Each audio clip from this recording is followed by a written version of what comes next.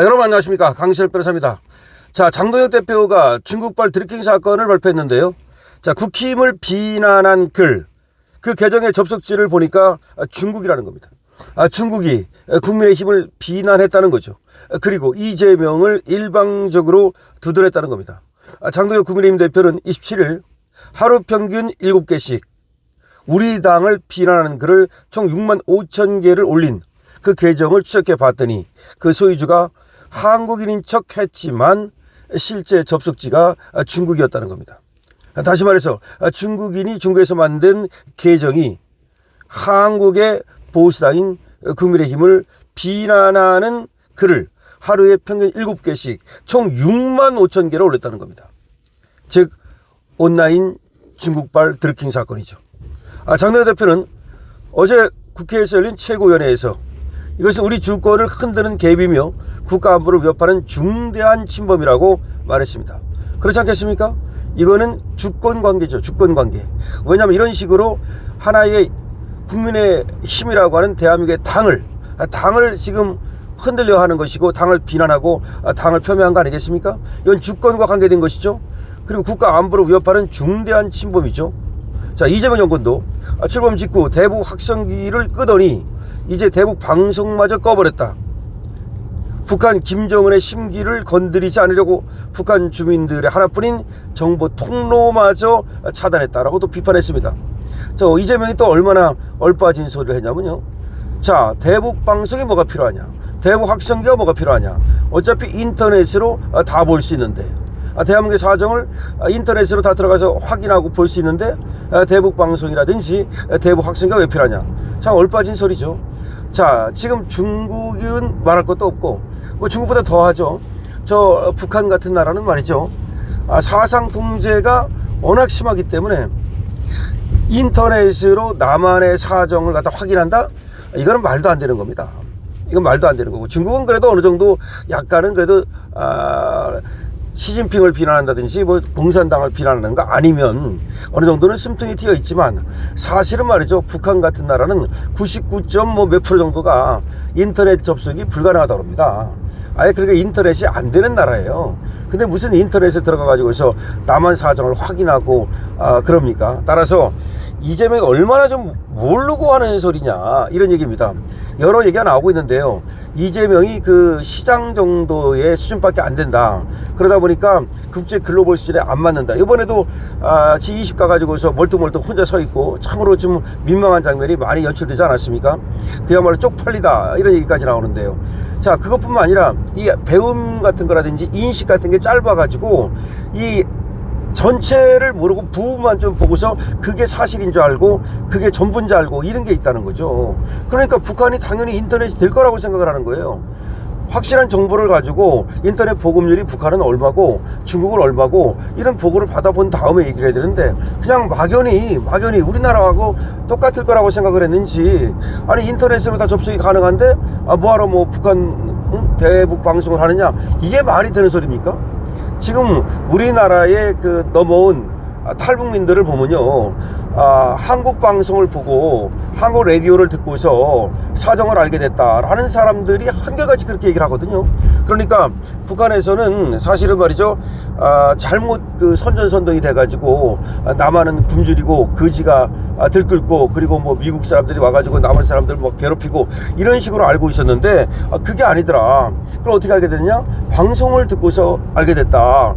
뭐 이런 식으로 남한 드라마를 갖다가 어떻게 구해보고서 알게 됐다. 이런 식으로 얘기를 한단 말이에요. 그래서 여러분 아시다시피 김정은이가 북한에서 남한 드라마 보고 그러면 왜 처형하고 그런 거 아시지 않습니까? 오죽했으면 그러겠습니까? 그것들이 이 둑이 무너질까봐 우리 쪽에서 보내는 드라마나 우리 쪽에서 보내는 영화 내지는 케이팝 또는 뭐 뉴스 이런 것들을 차단하려고 안간힘을 쓰고 있습니다. 그런 걸 생각하면 정말로 이재명의 말이 얼마나 그 뻘말인가를 우리가 알 수 있게 되는 거죠. 자, 어쨌든 간에 지금 장동혁 대표가 얘기한 대로 중국에서 이와 같이 한국의 정치에 영향을 미치려고 하는 그런 음험한 시도가 나타났고, 이거는 뭐 정말 중국발 드루킹 사건이라고 해도 전혀 정말 틀림이 없는 거죠.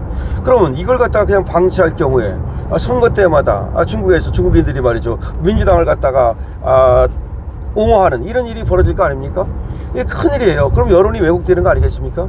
자, 그래서 지금 이제 주치의 의원도 얘기했습니다만은 네이버나 이 다음 같은 경우도 국적을 표기하게 해야 된다. 댓글을 쓸 때 그 국적이 표기되게 되면 아, 이거 중국놈이 썼구나, 중국이 썼구나, 이런 걸 알 수 있으니까. 지금 트위터 지금 이제 X죠. 옛날에 트위터 지금 X에서 국적 표기 기능을 사용해 봤더니 바로 이제 그래서 이렇게 들통이 난 겁니다. 이번에 장도연 대표가 얘기하는 게 트위터에서 이렇게 들통이 난 거예요. 그럼 우리 네이버에 들어와서, 우리 다음에 들어와서 중국 애들이 어떤 장난을 하고 있는지, 북한 애들이 어떤 장난을 하고 있는지 소름 끼치는 겁니다. 지금도 아마 계속해서 그런 장난질을 하고 있는 게 아니냐라고 우리는 알 수 있는데요. 장 대표는 이렇게 말했습니다. 자, 더불어민주당이 추경호 국민의힘 의원에 대한 체포 동의안 처리, 이런 것들에 대해서는 이재명 정권 몰락의 트리거가 될 것이라고 경고를 했는데, 예를 들어서 지금 이재명 정권은 말이죠, 어떻게든지 이 국힘을 갖다가 그 몰락시키고 망가뜨리려고 하고 있고 우연정당까지 아마 갈 거예요. 그러니까 제대로 끝장을 보려고 하는 거예요. 우리가 이제 나이브한 건 뭐냐면, 국힘은 항상, 그리고 보수당을 하다 마라. 제가 정말 안타까운 것이 뭐냐면, 저번에도 우리가 정권을 잡았을 때, 윤석열 대통령이 정권을 잡았을 때, 한동훈이가 법무장관하고 이원석이 검찰총장 할 때 제들의 적폐를 끝까지 추적해가지고서 끝장을 봤어야 되는 거거든요. 울산시장 부정선거라든지 뭐 원전 비리라든지 태양광 비리라든지 통계 비리라든지 그다음에 서해공무원 피격살해 사건이라든지 강제 북송이라든지 수많은 그런 어떤 정권 차원의 비리가 있었는데도 불구하고 그거 하나 제대로 확인하고 제대로 조처하고 처단하고 하지 못했고요. 김정숙 사건 지금 생각해 보세요. 김건희 여사가 뭘 받았네 그래가지고 저렇게 깜빵까지 가 있어요. 김정숙은 안 받았습니까? 샤넬 그 산 옷은 다 어디 났고, 오히려 말이죠, 국고를 훔쳐가지고 관본권 가지고서 옷 사 입었어요. 이건 더한 도둑질이야. 다시 말해서 누구로부터 뭐 민간업자로부터 예를 들어서 무슨 뭐 가방을 받았다, 그거보다요 국가돈을 훔쳐가지고 빳빳한 관본권을 훔쳐가지고 옷 사 입은 게 더 나쁜 년이라고요. 여러분 생각해 보세요. 어떤 사람이 예를 들어서 뭐 금거북이 5돌을 갖다 줬다, 금거북이 5돌을 갖다가 그거 몇 푼이나 됩니까 사실 말이죠. 근데 그거 성의 표시로 잘 되라고 갖다 줬다, 그거 하고 자기가 나랏돈을 훔쳐가지고 옷 사 입은 거하고 어떤 게 더 나쁜 겁니까? 여러분 생각해 보십시오. 왜 그거 하나 처단 못했습니까? 결과적으로 한동훈 같은 놈들이 말이죠, 그 껍적거리고 권력에 취해가지고서 뭐가 뭔지 모르고 까불다가 다 놓친 거야. 그러니까 이 권력에 미리 취해버린 거야. 그 항상 이 보수당의 문제점이 뭐냐면, 지들이 먼저 권력에 취해버려가지고 거기서 만족을 해버려. 쟤들 보세요. 끝까지 끝장을 보잖아. 문재인이 끝장을 봤잖아요. 그 다음에 이재명도 지금 그렇게 하고 있잖아.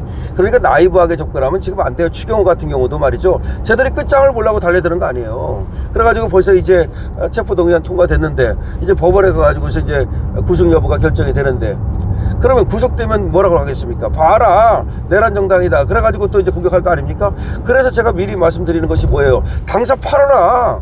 왜 못 팔어? 그리고 전부 다 지금 천막 당사 치고, 저 새끼들이 만약에 무슨 어쩌고저쩌고 할 때는 당 해체해버리고 다시 해체해버리고서 다시 해체모여 하면 될 거 아닙니까? 해체모여 당 다시 만들어가지고 그 당으로 옮겨버리면 될 거 아니야. 그런 식의 어떤 그 죽기 살기를 해야지. 너무 나이브하고 하다 말고, 항상 이 보수당의 특징은 뭐냐면, 이 새끼들이 부르주아하고 고생을 안 해본 놈들이라 전관예우하고 어쩌고 하다 보니까 하다 마는 게 이 특징이에요. 그러니까 앞으로는 그런 애들 공천 주면 안 돼요. 아니 김용태가 공천 줘가지고 뭐 할 거야? 걔 강원대 나와가지고 그냥 투시 정치인 하다가 이제 이준석 쫄따기 하다가 갑자기 국회의원 된 거야. 그런 애들이 뭘 하겠습니까? 김재석 같은 그런 인간들이 뭘 하겠어요 도대체가. 그러니까 싸운 애들, 우리 분으로 말하면 지금 김민수 같은 사람들, 밖에서 싸운 사람들, 투사들, 이런 사람들이 들어가야 되는 거예요. 자, 다시 한번 얘기하는데, 중국에서 이렇게 해킹 공작이 있었고 댓글 공작이 있었는데, 이것이 X에서 드러난 것만 이런 거예요. X에서 한 계정만 이런 거예요. 그러면 X에 있는 계정 말고 네이버에 있는 계정, 뭐 예를 들어서 또 무슨 뭐 다음을 통해서 또 다른 걸 통해서 다른 수많은 어떤 그런 댓글 공작이 대한민국을 향해서 지금 침입했을 가능성이 지금 있는데, 이것이 특히 우리 보수당에 대한 집중적인 중국의 공격이라는 점에서 이건 주권 침탈이에요. 이거야말로 지금 일본이 우리나라를 다 침탈했다 그러는데, 중국이 이제 우리나라를 침탈하고 있다는 것을 우리는 정확히 알고 여기에 대비를 해야 된다는 말씀을 드립니다. 자, 강실TV입니다. 강실TV 좋아요와 구독을 부탁드립니다.